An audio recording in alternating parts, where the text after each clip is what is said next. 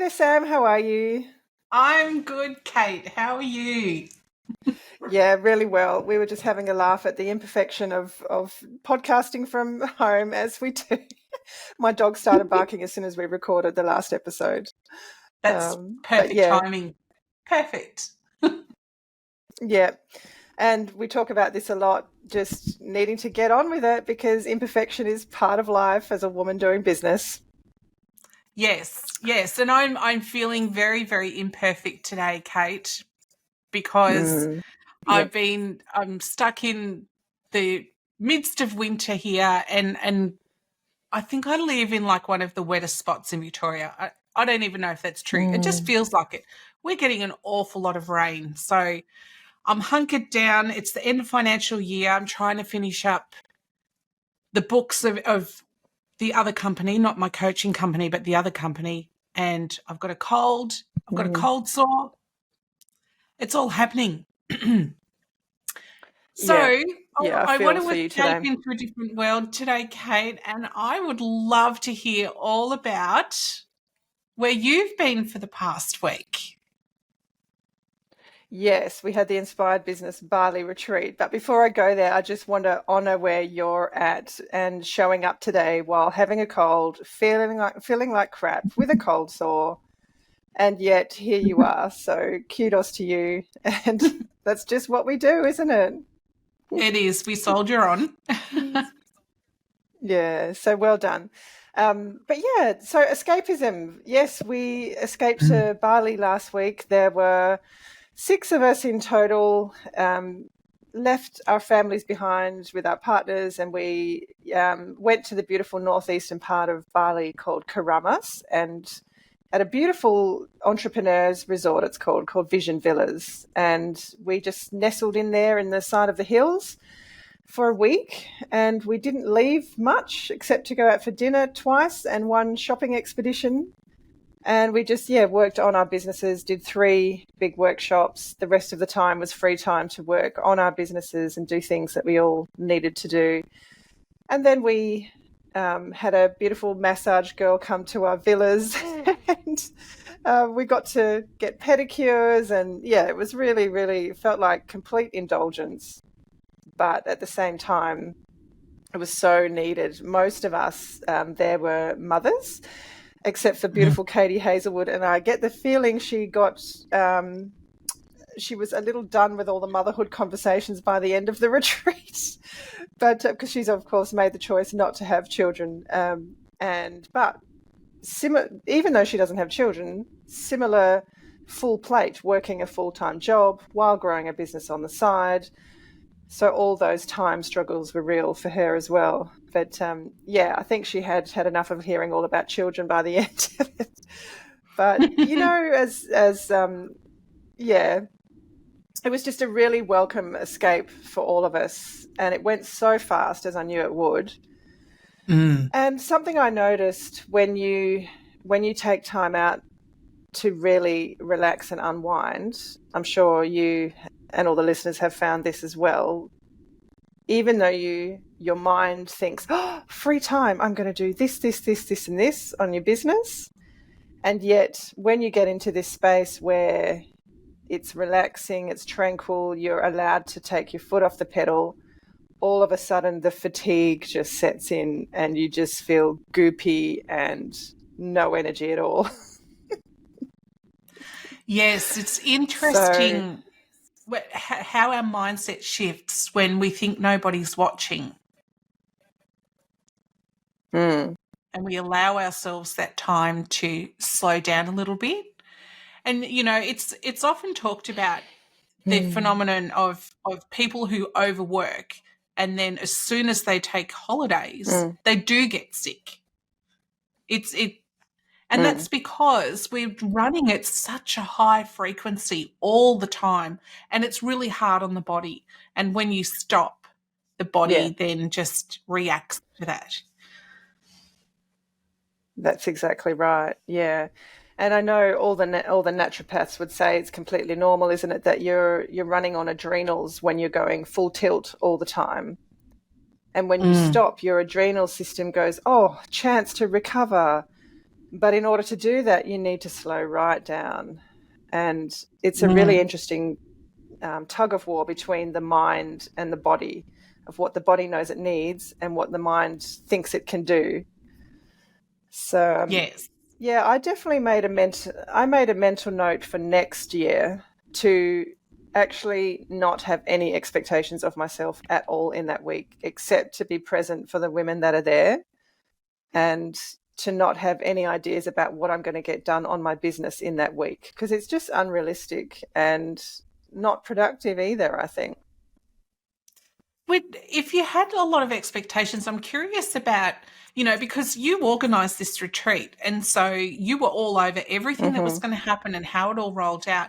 So I'm interested to hear about the thought process you went through in thinking that you were going to get all of these things done instead of allowing yourself the time to just sit and breathe for a little while. That's a very interesting question, Sam. And I've been wondering the same thing. And I just think it's lifetime conditioning of, oh, you've got this time away from your family. It's your chance to catch up, or all this free time. I don't know. The brain just suddenly goes to, oh, you're not having to do school drop off or pick up or anything in between, or, any of the logistics. So you're suddenly in your brain, you're thinking, I have all this time. And so therefore I can make this list of things that I can do while I have all this time. But not accounting for the fact that your body needs to unwind, and really it's a time to relax and create space so that you can, so the magic can drop in, the guidance. We talk about our intuition that comes in during those quiet times. And I guess I had to learn the lesson again, which for the umpteenth time in my life, that it's not about doing. Like, getting ahead is not about doing. It's actually about creating space for being, and that's how you make good progress. So, yeah. Do you think there was a little bit of that mother's guilt around you've left your family behind and you've gone to Bali? And I know when I was thinking about coming along to this retreat, except that my son's birthday fell in the middle of it, which I couldn't miss. But when I was thinking about that, there was cries from my family about, oh, you're going to go to Bali. Why, that's not fair. Why aren't we going? Do you think there's a little bit of guilt there around going on a retreat and not getting things ticked off the list and returning home to say, I rested by the pool and I did have massages and I did get those pedicures? And do you think there's a lot of guilt surrounded by admitting that you actually relaxed?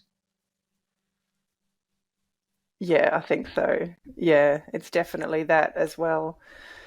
Yeah, it's totally that. Oh, it's so indulgent to have a week to work on my business. So therefore, I need to make use of that time and do all these things, when it's a totally self-imposed set of tasks. And what I found was that I didn't even have the headspace, or, when I had client requests coming through, or I also I hadn't set clear enough boundaries either. So I hadn't put my out of office on, because again, I'm thinking, oh, it's a business holiday, so I'll be servicing my clients while I'm away. And yet I didn't do any favors to them or me, because every time I saw an email from them pop in, I just feel this, I don't have the energy to deal with that right now. Or, so it was a really good lesson in having boundaries, being okay with, it's not being indulgent. It's self-care so that you can be better when you're back, and honoring your body and your own needs. And yeah, it's all about accepting that you're worthy to do this, and it's going to benefit you and everyone else by just really taking time out. Yeah, I think these are going to be such valuable lessons for the next retreat you do, I think. Yeah, Are there's you been a already lot of thinking about how the mental next notes one made. could potentially be different? Yes. especially in the setting up of expectations for the ladies that are coming. So in the, this time I think a lot of them also had high expectations for what they were going to achieve while they're away. Because they had this week of time to work on their business. And yet not all of them came away with those things they thought they should, but they came away with massive insights and clarity and new ideas and all that wonderful stuff that you need that drops in when you slow down. And so, next time leading up to the retreat, I'll be telling them not to have any expectations. This is a time to create space, to allow the magic to come in, and whatever needs to happen will happen. So absolutely, there's been huge learnings. Yeah. And I think there's so much more value in the clarity and in the ideas, because when you're stuck in the day-to-day and you're just sitting there ticking off that to-do list, that's not allowing you the space for those things. So there is so much benefit to going on a retreat like yours and having that space and allowing yourself, giving yourself permission to have that space. Yeah. Yeah, we had one beautiful client who normally leads an extremely busy lifestyle with a full-time job, growing a business on the side, 2 children, and this was the first time she stopped, and similar to me, felt really tired, but had the most amazing visions and ideas and inspiration drop in while we were there. And she created a whole new arm of her business that she hadn't expected, and came up with an amazing name, an amazing logo while we were there. Suddenly had all this, she's come back feeling really energized and good about her direction and even more clear about what she needs to do. So it's so true. When you stop, it's like that. There's that famous book by Roger Hamilton, who actually founded Entrepreneur Resorts in Bali. He wrote a book called Wink, and it's a parable of wealth beyond words. It's a really, really great book for anyone that hasn't read it. But it's a parable about business and money mindset. And he's got a quote in there that says, he talks a lot about the vision, how you have to have the vision because it gives you the clarity and the focus. And he always says, when you have a clear vision, your best work is done when you're not working. That's brilliant. So it's a really interesting, and that's what we all found. As soon as you stop, it's like we've said already, but the clarity comes in, the inspiration, and that's the best work, because that's the bigger picture, the intuitive guidance that's giving you the real stuff you need to know, not the, like, as you say, the to-do list and the checklist and so on. So definitely a lot of lessons learned for the first retreat, and I'll be doing it very differently next year. Different dates so that I can come. Do it a week earlier. Oh, can you remind me? A week earlier. Can you tell me your date, Sam, when we get offline, but I'll have to try and see what I can do. It's I would love you to be there. Yeah, it would be so amazing. I'm interested. Yeah, well, you're going off to Europe next year. I am, and that is not a work trip at all, and that is not going to be a slow, relaxing trip either. I'm actually embarking on something totally different, which is actually doing a coach tour. So I have no idea what I'm in for. As in a vehicle coach, not a mentoring coach. Yes, with a tour guide. Somebody else is organising everything, and I'm just going along for the ride. So I don't think I've ever given up control like that, Kate. So it's going to be a little bit interesting, because normally I'm the travel agent, I'm the booking agent, I'm the one that organises everything and makes sure that we're in the right place at the right time and all of that sort of thing. So I'm totally giving away control of this trip to somebody else, and we'll see. I think you'll love that. I think I will. I think it's going to be amazing, because then you can focus on enjoying the moment and being present instead of worrying about the next step. Yes. But do you know what? I think when I've traveled previously, because I've been in control of all aspects of the trip, I've just been in that mode of okay, what's next, and making sure everyone's organized and happy, and I don't think I've ever allowed myself to just stop and enjoy where I am or what I'm doing, because I'm so busy worrying about everyone else. So, and are you taking other people with you on this trip? I'm not taking other people with me, but I have recruited people to join me in the adventure. Look, but at least they're not family that you have responsibility over. No, certainly not. So everybody is over the age of 18 that's coming along, and everyone's independent, and it's been lovely because I've said to people, I'm going on this trip. It'd be amazing if you wanted to come along. But I've also set the premise that this is my adventure and this is your adventure. It doesn't have to be our adventure. So on the days that we've got a flexi day where we're allowed to go and do whatever we want, I've been very upfront in saying, I do not want you to come along with me and do things that you're not interested in, and I don't want you to feel obligated to compromise, because this has to be your experience. So that's the ground rules I've set. I'd love you to come, but you have to make all the decisions and you have to decide what you want to do, and don't base that on what I'm doing at all. Because, You're just there's a providing the whole heap of other container. people that are going to be on the tour.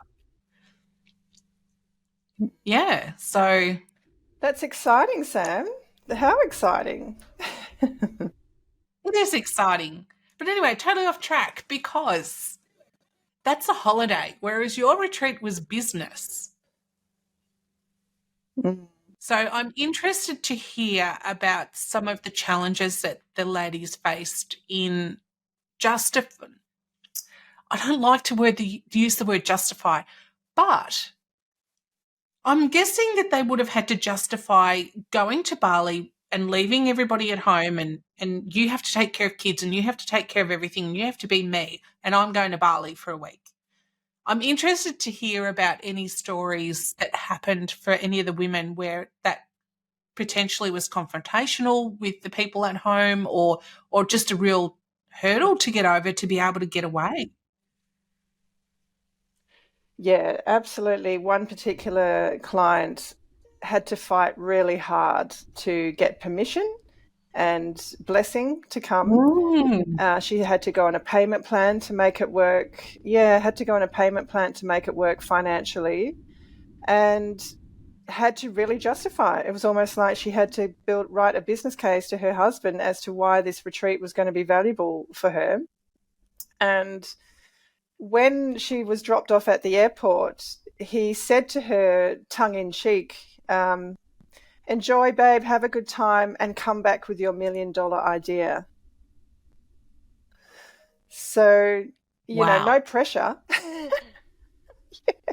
Wow. Yeah, so there was this, and that's what she deals with on a regular basis. Any investment she makes in herself or in her business does have to be justified, and there's an expectation that it will have a very big return on investment.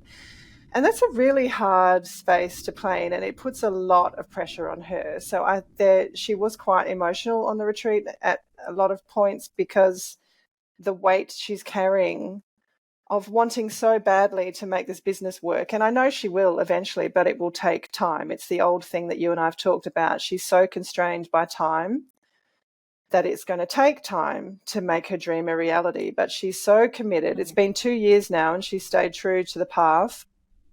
And she's going to make it happen. But the pressure she's under in the meantime to make it work while having to be a mother, working full time, it's just huge, and my heart really goes out to her. And yeah, it's a similar situation for a couple of the others on the retreat too. Just that pressure of, okay, it's great that you're going away and you're spending a week on yourself, but make it work for you. Make it, there has to be a return on our investment is sort of the pressure and the expectation. And I understand that if it's a business retreat, you want to know there's an outcome or there's something you're working towards. Absolutely, and that's our intention. We set a very clear intention at the start. The first morning, we all sat down and we made an intention around how we want to feel at the end of the week and what we want to have accomplished by the end of the week. And yeah, definitely everyone sort of got to the point where they felt how they wanted to feel, which was all around energized, rejuvenated. But a lot of them didn't get as far as they wanted to on the work side of things, because that's not actually what their body needed at that time. They needed the time out, the relaxation and that space to relax, to allow the inspiration to come in. So all of them went home with really big new insights, as I said, but they were not necessarily the things that they had assumed they would tick off. Same like me, exactly the same situation. Yeah. I think this is something that so many women can relate to. The problem with this is that not all investments will give you a tangible return. And I think this is where a retreat like yours is so important for women to do and to go on, because of the inner growth and the clarity and the personal reflection and all of those things that you can't say that's worth a dollar amount.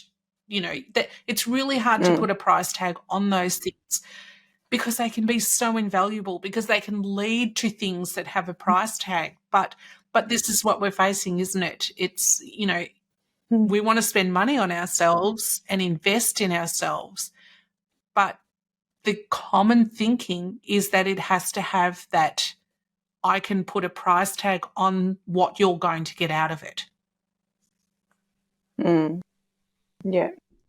And it's difficult when you it's can't. Definitely. And you absolutely can't. And yet the value is so huge. You can't put a price tag on those ideas that you get that are going to pivot the business entirely and make it better. Yeah, it's you're exactly right. You can't quantify that. No. Yeah. And it is difficult, because you could sit there for years on end, slogging away, ticking things off that to-do list, the to-do list that people brought along to the retreat. You could sit at home and tick off that to-do list. The problem is that without the clarity and the vision that goes along with creating a business that's going to be successful, then you may as well be an employee for someone if you're just ticking to-dos off. Because That's entrepreneurship right. is about so much more than just how many tasks can I complete today. That's right. I mean, a huge part of it is the visioning. It's the big ideas, the $1 million ideas, isn't it? And yeah, you have to have space and time to come up with that. So anyway, and I did feel for a lot of the ladies were quite emotionally fragile because of the pressure they carry on a day-to-day basis, and a lot of that just sort of unwillingly just oozed out, especially in the first couple of days. There was a lot of tears. There was a lot of, I think, because the ladies all sort of released, all this weight they're carrying and this pressure, and it's like, oh. And so the first few days were quite emotional while they sort of released and processed that. And then, sort of moved to happy acceptance. And by the end of it, everyone had sort of accepted that, well, this has been amazing, come away with great insights, not necessarily what I thought I would, but I'm quite sure all of them had to have conversations when they got home justifying the value, because I know that was expected of them, so... Yeah, it's a pity we look at things like that, isn't it? It's a pity that we have to see a dollar amount associated with how you feel and how inspired you are. Yeah. Yeah. But yeah, anyway, it was a beautiful experience, lots of lessons learned. I actually wrote a blog, which would be interesting to talk with you about because something I Mm. really discovered while I was up there. Well, I'd seen it before, but it's how the Balinese relate to selling. And you and I know, Sam, how many women struggle to sell and they're worried Yeah. about being salesy or pushy. And we've got these ideas about the door knockers that come and try to sell you stuff you don't want. And it was actually Katie Hazelwood and I, we went out on our scooters one afternoon looking for a pedicure because you couldn't get them at the resort where we were.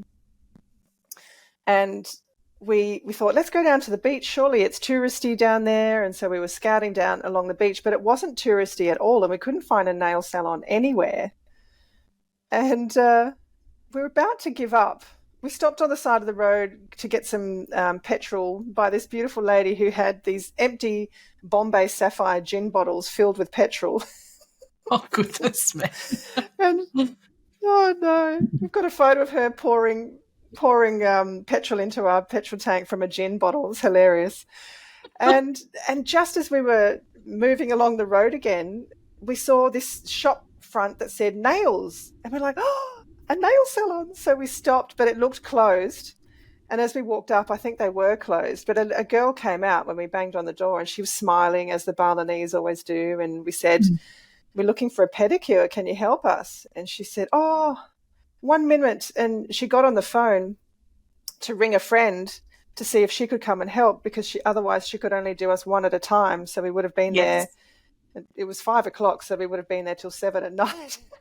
So she rang her friend, who jumped on her scooter from Ubud, 20 minutes away, came down, and and ultimate sort of customer service. She said, let me find someone. She brought someone in. We at about 6:30, we both walked away with shiny new toenails, and we were really excited. And as we were leaving, well, it's just interesting to me because while we were having our toenails done, the Balinese girls were asking a lot of questions. Where are you staying? What are you doing? What are you enjoying it? And they picked up that we were staying up the hills and that we were staying in a resort and that we wanted a massage, but we couldn't because the lady there was only one girl on and everyone wanted to use her. So it was hard to book a time. So as we finished up, she handed me a business card and she said, take my card. Tell your friends I can come to their villa to do a pedicure or a manicure and tell them I can also do massage. And I looked at her card and it had her name, Sundat, and then it said nails massage. And I said, perfect. What, you can come to our villa? Because the other girls didn't want to go on scooters. It was just Katie and I. She said, yes, ma'am, I'll come to your villa. I said, great, tomorrow? She said, yes, ma'am, tomorrow. And then the next thing, she rang a friend, another massage therapist, and they arrived at our villa the next morning and she did all five of us back to back. They did us all, gave us all a massage and we paid $15 each. So we were super excited. They were the two Balinese girls were so happy because they were both mothers with young children and this was great money for them. And then we were communicating on WhatsApp and she said, she kept messaging me, let me know if you want any more massage or nails, and so I did. I said, yes, please, can you come tomorrow? And the day after, everyone wants another. Yeah. So simply through her asking questions, identifying a need, telling me how she could help me, going out of her way to make that work for me.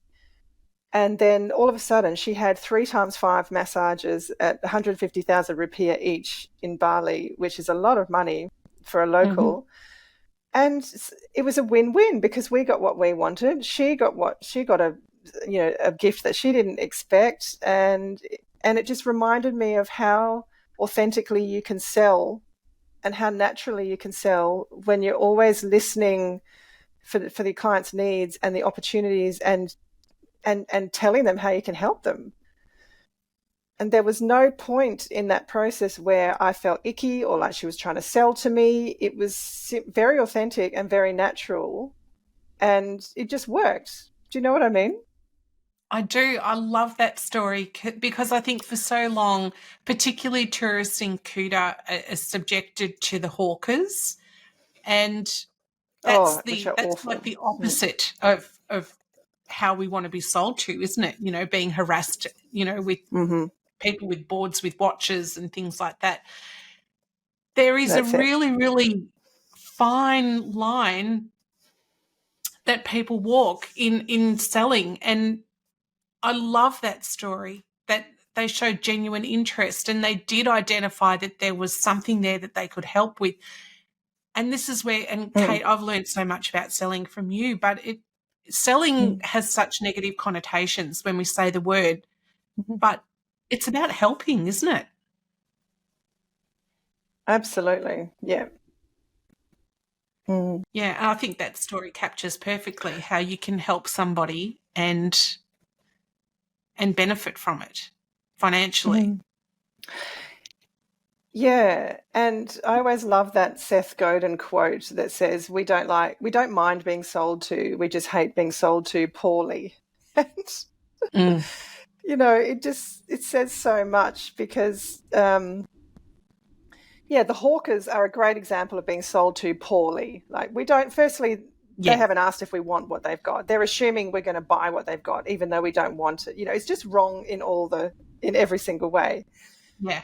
And yet when someone sells to you authentically and naturally, we love it because it's like when you go into, I have another memory of going into a clothing store must have been the Italian Alps somewhere, and my husband wanted to buy some business shirts, and so we went into this little store down near the harbour, and we just went in thinking we just want 2 business shirts. And, you know, he was looking through and then he found a couple that he likes. And then the storeman came up and he said, you know, "Good afternoon, Miss Signore." And the next thing he said, "Oh, you like that shirt? Look at how it looks with these pants. And you should check out with this belt and these shoes." And but the way he was doing it, he was so passionate, and you could see he had style and he knew what went with what. And my husband walked out with about $1,000 worth of clothing because the guy just sort of identified, which he never intended to do, and which for a Dutchman is very, you know, that's really spending Going to way more part than you with some normally money, that's would. amazing. But the way the assistant did it was just so authentic, and it met a need. My husband actually needed a new pair of shoes and a new belt, and some pants were actually quite handy too. And then he had it all beautifully matching, and so I think it's that passion, someone seeing that we really love what we do and we can help, along with really adding value, isn't it? Like, look, if you do this and this, you can do this, and then the customer loves being sold to in that situation. Yes, and I think I wish that more people that were in sales roles had some training in basic communication skills, because I think, you know, so many people start off, for example, retail, they start off when they're very young and they don't get training, or if they're getting training, it's very poor training because, you know, so the day-to-day experience of selling and buying is not a good one. It's not a positive one.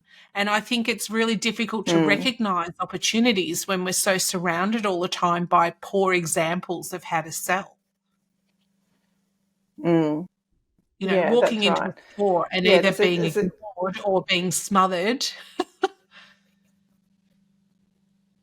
and nothing in between. No, no. Yeah, And I think all yeah. sales should start with a genuine conversation, show genuine interest, you know. There is so much more than goes into just what you say as well, because it's about picking up on all of those other communication signals like body language and things like that.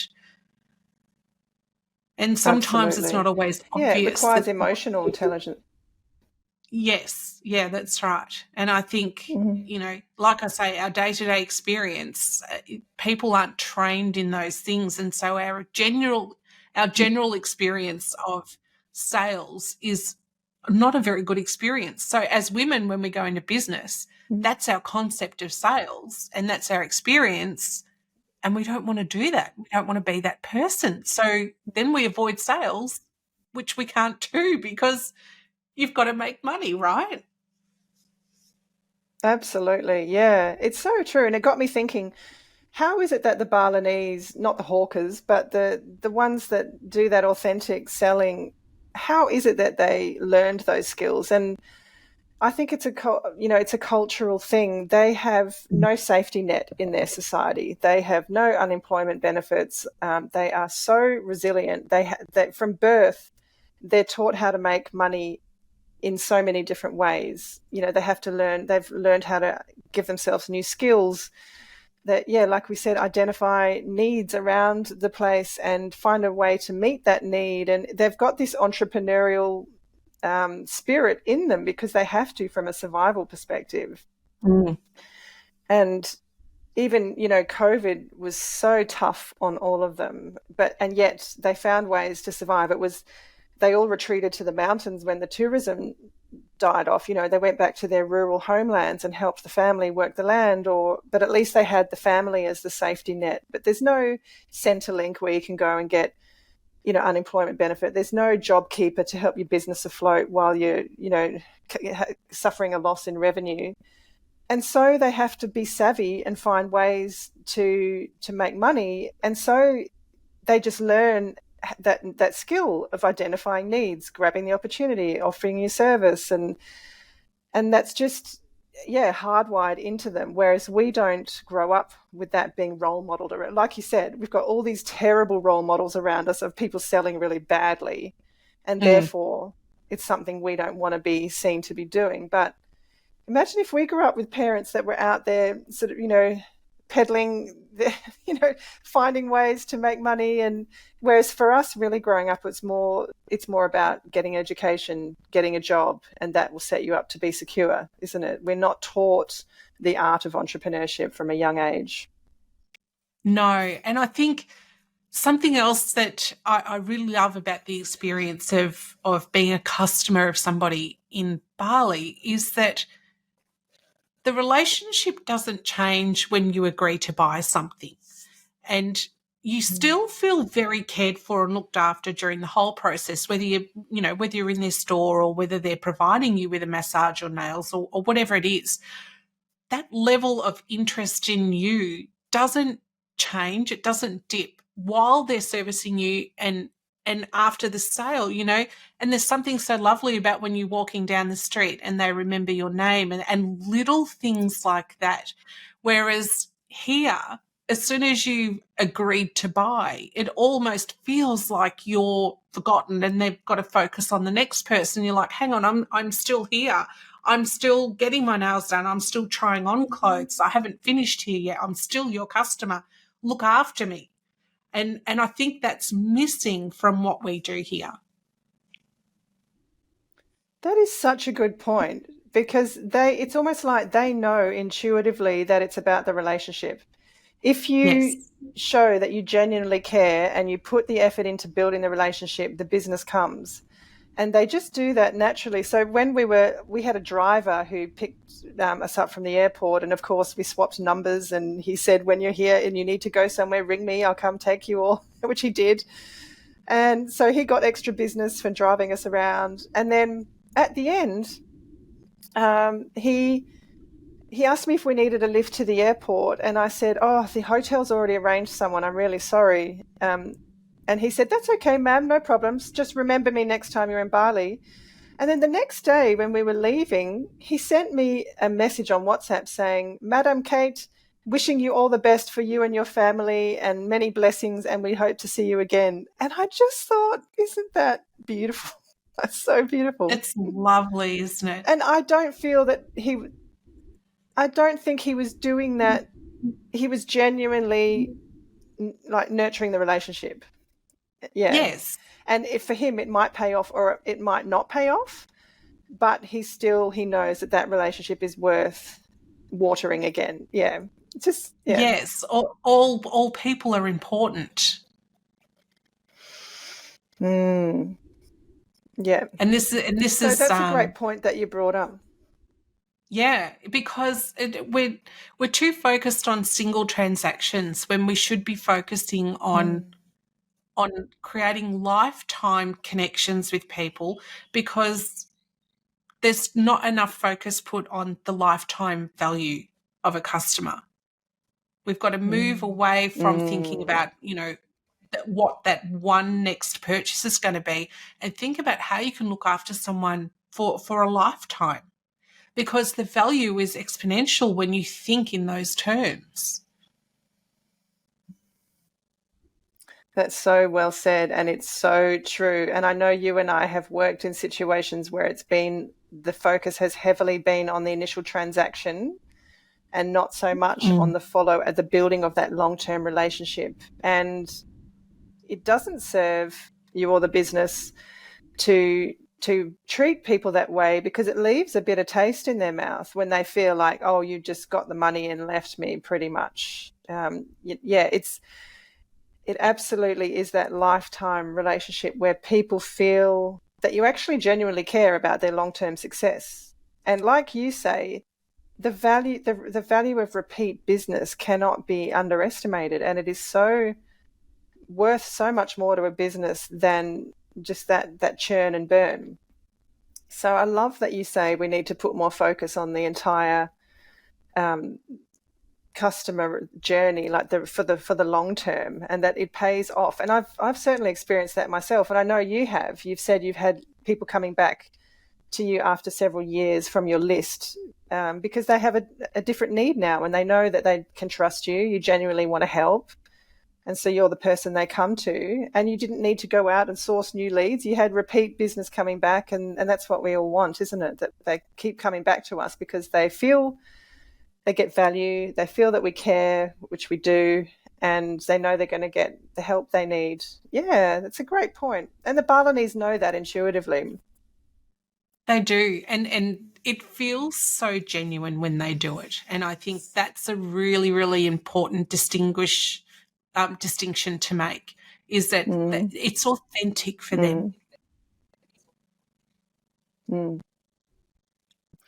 Yeah, and I also feel that that is linked back to their real valuing of family and community and and spirit. So where you go everywhere in Bali, they're putting those offerings out. And I was walking along the beach one morning, and there were fresh little bamboo baskets with incense burning along the shore, and just that reverence for God, if that's what you want, or the force that's bigger than us. Like, they have that real respect and reverence for that, and they give gratitude, and they're so their focus is on relationships, family, community, which I think that means that they treat tourists in a way that is genuine. Like, it definitely does not feel disingenuous, does it? You do feel like they actually care.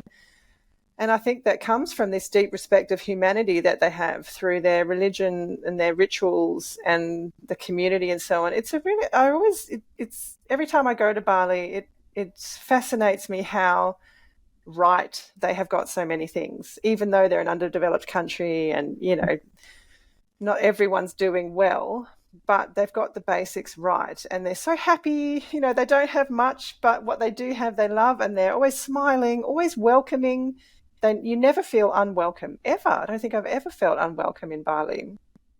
No, you I know don't think, in all the little places that you walk around, all the laneways and through all the shops, and I don't think I've ever felt, the way sometimes I've felt walking down a Melbourne laneway, or, mm, walking past shops and feeling like I couldn't go in there because of who was in there. mm, And I don't think you get that in Bali. I think, they're at the front of the store, they're welcoming people in, and I think it's lovely that they mm. have their families there, and it's just the sense of community and belonging and connection really creates such a different experience to buy from them. Yeah. And I know there are some parts that are getting polluted by Western society. So one girl was telling me about an experience she had in Seminyak at one of the really posh clubs, and Yeah. you had to have a gorgeous beach body and be wearing virtually nothing and be all dolled up in order to get served. And this lady was celebrating her engagement in her mid-50s, so she wasn't one of these Russian Barbie dolls that looked, with the magazine body, but her and her husband were willing to spend a lot of money there because they were celebrating their engagement. And so they'd chosen this place to have a big splurge. But when they walked in, they said, "Oh, we've booked a table over here in the VIP section." But they were told, somehow they were diverted away from there and told that they needed to sit over in this part, which was the more casual part. And she said it felt like that Pretty Woman scene where she was willing to spend a lot of money, but they decided she wasn't good enough to sit in that area and be part of that scene. And it really hurt her. And so they, they had a nice time, but it just didn't feel good. And I think so there is that danger in those areas where, there's a lot of big wealthy people running clubs there. It's starting to creep in. But I think in terms of the overall, that's the minority, isn't it? And that's sort of these little pockets in the touristy areas. But the further you go out beyond that and you experience the true Balinese culture, it's all those things you said, just a real love and care for each other and humanity. And it's a beautiful thing. I remember the last family trip that we took to Bali, and I did a walking tour and I took my children to visit a school because when I travel, I like to experience a different culture and expose my children to different things so that they don't just think that the way we live here is the norm for everybody, because it certainly isn't. But we went to visit this school and, and obviously they have tourists visit quite a bit. And part of the tour was, you could go to the canteen and buy things from the canteen and hand them out to the children when they came out for lunch. I tell you, that was a gold mine for them. My children loved so much handing out all of these lollies and things to these kids. They kept coming back to me. Like, my kids are coming saying, "Mum, can we buy more to give away? Can we buy more to give away?" But this is the difference. When they're at school, it's every man for themselves, whereas they're going into this school, and the schools don't have a lot and the children don't have a lot. But as you say, they're so delightful and happy and pleased to see you and affectionate and appreciative of you being there and visiting and giving them something to, make their day a little nicer. That's such a different experience. That gratitude. Yes. It's interesting. You've said that a few times now. I think that's something that is probably missing for a lot of people. I've heard a lot of experts talk about gratitude, and I haven't really connected with it. But this talk today is really helping me to see the value in gratitude. Yeah, I think it's a cultural thing for the. Sorry. Focused on what? We're so focused on having more, and we're so focused on the material side of things that I think we neglect so much on the human side. Yeah. Yeah, I think that gratitude is something that's just embedded in Balinese culture, and it's not so much in our culture. You're right. We're always focused on what's next, and it's something I try with varying success with my boys to implement at dinner time around what's something you're grateful for today, and just making them come up with at least one or two or three things that they really are grateful for. But it feels like a struggle for them because it's not the way our culture is wired. And they're always sort of saying,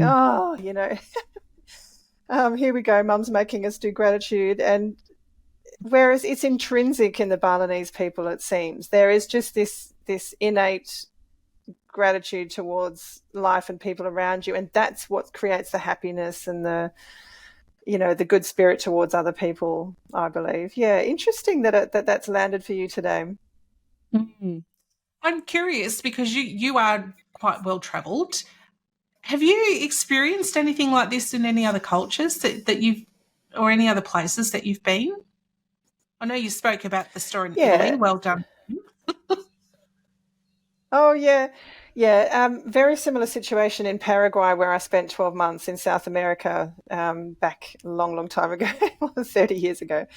But I went in there sort of as an entitled young Western girl, thinking that, I had all the hip, cool clothes, the surf labels, and went into this totally remote, rural community where nobody knew any of that. They didn't even understand how I'd got there, because they didn't understand that I'd had to fly in an aeroplane. It was back then. It was me being there was so outside their world of understanding, because they didn't have, they really were not connected to the outside world in any way, shape, or form.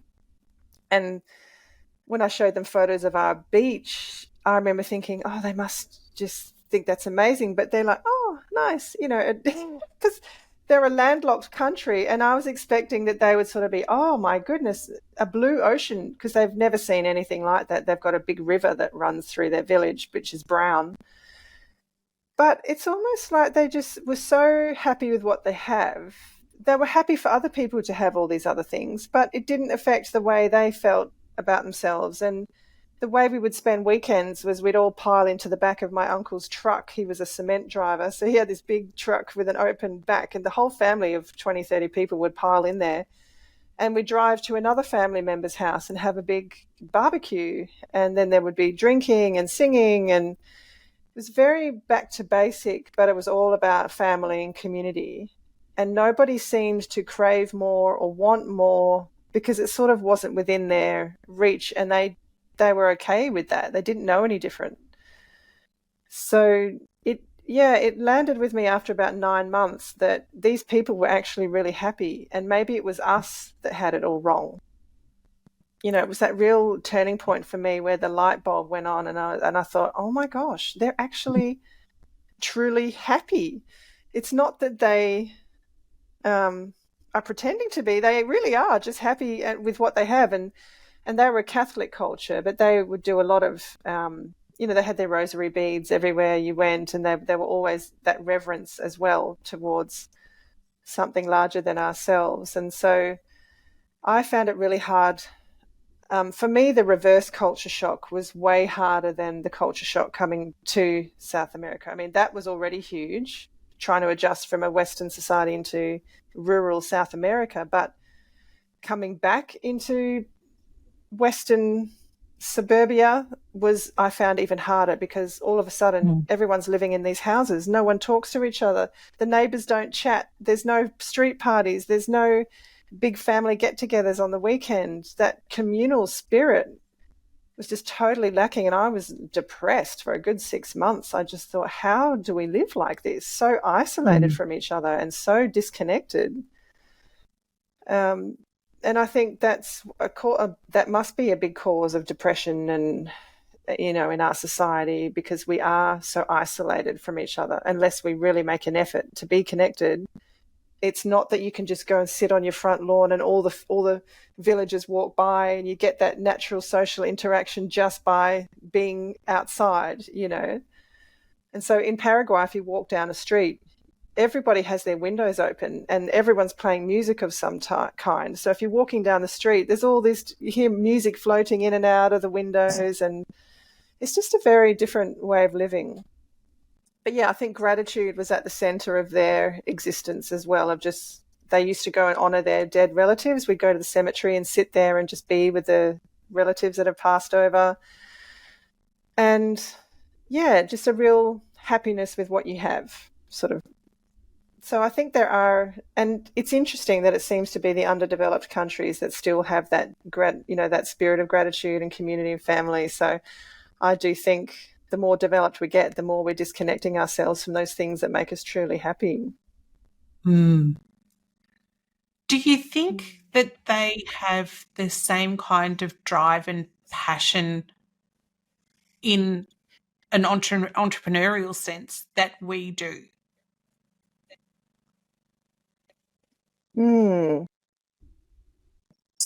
Good question. That we as a culture, you mean? Or Well, if you think about the fact that, we all start our own businesses because we want, we want to create financial freedom for ourselves, and we want to be able to have time with our families and all that sort of stuff. But it is all centered around, you have to make enough money to be able to do that. Everything we do is centered around making money. Whereas I don't feel like it's true for them, because there isn't the money circulating that we have circulating here. So do you think they have the same level of drive? I just wonder that, if they're happy and they are sitting in gratitude, that's an amazing way to live. But where does that leave entrepreneurship? Yeah, it's a good question. I think in Bali, as we were saying before, they're naturally entrepreneurial because they sort of have to be. It's an interesting question because in Paraguay, they don't really have to be entrepreneurial. Like, they can get by with just making a good living. So yeah, I didn't experience them at that time, which is a long time ago. I didn't experience them as naturally entrepreneurial like I do feel the Balinese are naturally entrepreneurial. So, and it could be, like you said, just not having that need for material, like for money, because the community supports you. You don't need a lot of money to live well.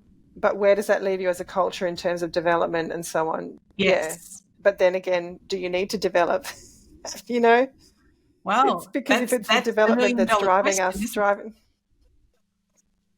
I mean, Yeah, in our we're just, minds, development equals prosperity. yeah, it's home ownership and driving a nice car and sending kids to the right schools and all of those sorts of things. But at the end of the day, I think we're in all of that, we're losing sight of what's really important. And that's exactly the feeling I got coming back to Australia. I just felt constantly, we've got this all wrong. We've got this all wrong. And then it's really hard to become a part of that system again when you feel that it's intrinsically wrong, But then again, it's a hard one, isn't it? Because then there's so many people out there in the Western world doing good things and making a difference. And yeah, so I do feel though that what we do, Sam, in our business, which is trying to connect people and bring people together and give them a sense of community and belonging, that's really, really important, because those are the qualities we need to really thrive in our culture. I agree. Are you feeling optimistic at all about, I think in the last few years, I'm liking that I'm hearing a louder voice for people who are interested in entrepreneurship from the perspective of creating some kind of impact or affecting some kind of change. Excuse me. Sorry, yeah. Imperfection. Sorry, impacting some kind of change, yeah. Yes, I feel like the motivations behind entrepreneurship are shifting more towards those purposeful goals rather than purely financial. I agree. And just sitting in a lot of discussions recently about investors, they are definitely putting more money into purpose-driven businesses, that either they're helping in the mental health space or they're making a difference. That is what's driving a lot of angel investors now and capital investors and so on, from what I hear. So it gives me hope that, that we are, we are, I think, as a culture, gradually shifting more towards social impact and wanting to leave things better than how we found them, there are always going to be those people that are driven by money and don't care about much else. But I know that I'm very clear about my niche, and I think you are too, Sam. I actually state it now that I work with purpose-driven entrepreneurs. I don't care. I don't want to work, and I have worked with the money-driven ones. They're not for me. And I'm not for them, because that's not my focus. Because I believe that the money comes when you have that feeling of being on purpose and following your calling and making a difference, and giving, having a real generous spirit. To me, that's, how I love doing business, and I love helping people who are wired that way. And so now I know how to look for the signs in someone who's very money driven. They're not driven by the positive social impact or any impact except building wealth for themselves. And that's fine. That, there are people like that, and that's okay. But they're just not people that that they're not a good fit for me and how I work. But yeah, I think you're the same, very much focusing on purpose-driven entrepreneurs. Yes, I'm very lucky to work with women that they do want something that's outside of themselves, and I think that to me that's really important. So I'm like you. Money can buy you wonderful things, but I'm definitely a believer that money can't buy you happiness. So yeah, and all the research now shows that the people that are the happiest, the most fulfilled, are those that work in service to something larger than themselves. That's now been proven. And it is so important. And I know that for me, that level of that feeling of fulfillment has come through finding what I'm meant to do. And it's not about me, it's about the legacy and leaving an impact and helping, leaving the world somewhere better than how you found it. Yeah. It's interesting. The things that you think of when you're talking. I've just realized that my whole parenting philosophy has always been to raise human beings that will contribute to society. And even now when I battle with my kids over them doing chores, and they're like, why do we have to do chores? It's child labor and all this sort of stuff. They throw everything at me. But I always say to them that you have to learn to contribute, and this is your way to contribute to the household. And, because as you grow up, you need to contribute to the world in which you live. And I think I've just, had the epitome that that's what I believe about business as well. So true. Yeah.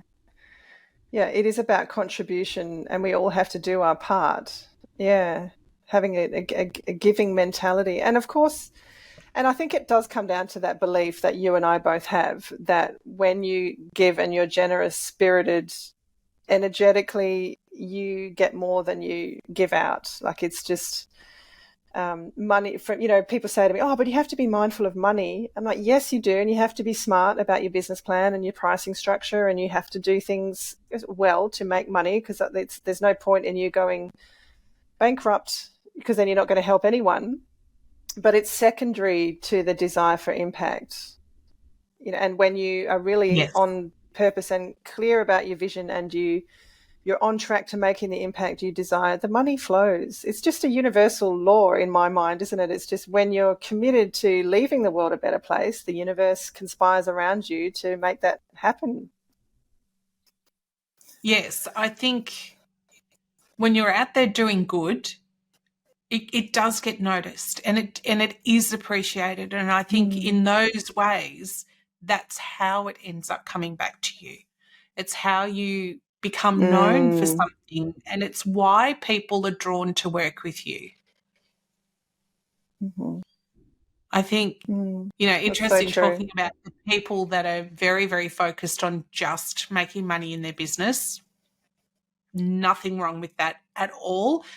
It's wonderful to have some kind of, you've got to have something that drives you. For some people, that is money.